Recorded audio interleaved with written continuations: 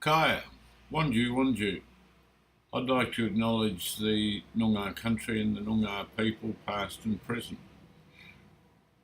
I'm a sun worshipper, and I hope by the end of this presentation you will be too. My name is John McBain.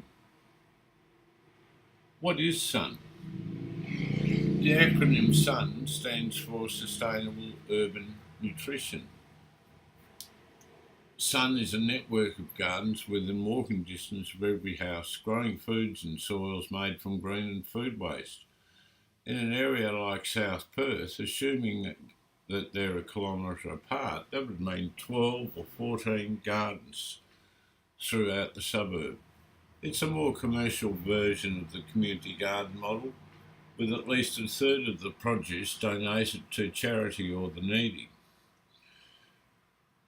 Sun produce is distributed equally to commercial sales, charity organisations or needy people, and to volunteers, as in the community garden model.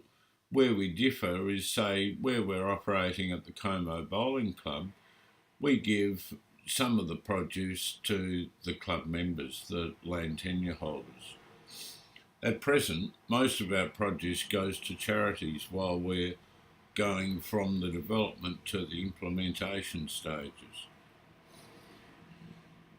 So this diagram shows the major difference between ordinary or normal gardens, as they're called, and the sun garden on the right.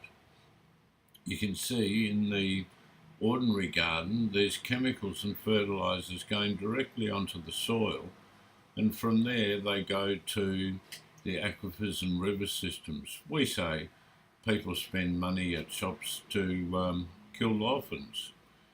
On the right you can see we originally were using a barrier of mulch or cardboard on the ground, and that would stop that transfer of nutrients. Of course, we don't use chemicals. In more recent times, we have gone to raised bed seal systems using baths. So how does sun work? Well, we started with the sun worm farm, which is baths on a supporting frame, plumbed together so you can collect the liquid that comes from them. Some people call it worm juice, we call it leachate. And also the sun garden raised bed system. So you can see the brown dots are worm castings containing worms, microbes and worm eggs. And that's enough to sustain a plant such as a greenleaf veggie through to harvest. The worms, when they are put into that raised bed, they've already eaten the castings, so they immediately go to the lawn clippings, more food, and start converting that into castings. By the time the veggie is ready to harvest, 10 or 12 weeks, the worms have been through all the lawn clippings and converted them into castings. So the sun worm farm garden grows food while it's converting waste into good soil. It's unique. A food growing system that's a waste conversion system, or a waste conversion system that grows food at the same time. And of course, creating good soil is essential because life on Earth is sustained by that top thin layer of soil. And you can see the comparison, the incredible production we get using lawn clippings and worms. The sun conventional garden, sun versus the conventional gardens. The conventional gardens pay for their inputs and they get one product, the veggie crop. We get the veggie crop, the castings, the leachate, and the worms. Sun 4, conventional 1. And that's not all. Sun inputs are free, Sun works with nature, and sun is highly productive.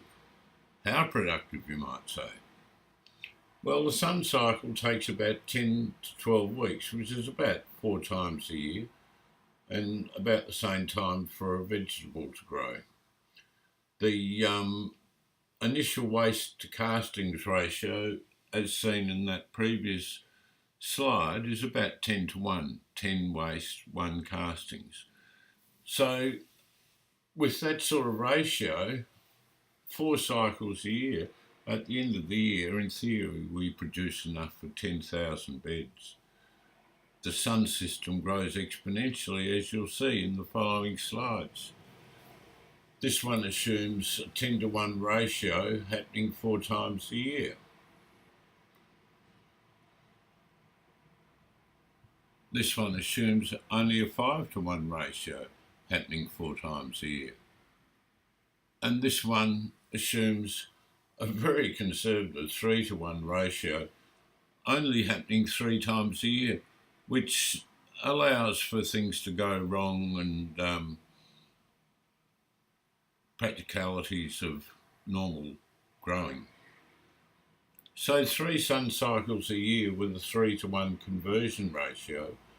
Well, you start off with a cubic metre of castings and 3 cubic metres of green waste, which is 4 cubic metres. After 3 cycles, we have 48 cubic metres of green waste, producing 64 cubic metres of castings. The original 4 cubic metre sun system has grown to 16 systems, and vegetable production also has increased 16-fold. Soon we'll run out of waste, and the cities will be exporting vegetables, and the towns and communities. Other resources used in the Sun project. Well, hard waste, I've put some things in italics. Wheels and tyres are for portable systems we're experimenting with. Toilet rolls, we make a habitat at the bottom of the worm farms to stop the worms getting squashed. Aluminium cans, we're using them to insulate garden beds up north. An electrical wire, well, electrical wire, when it's is better than binder twine. Wasted land, well, verges are pretty amazing. The owned by all of us, administered by the council, and the responsibility for management goes to the landowner or occupier behind.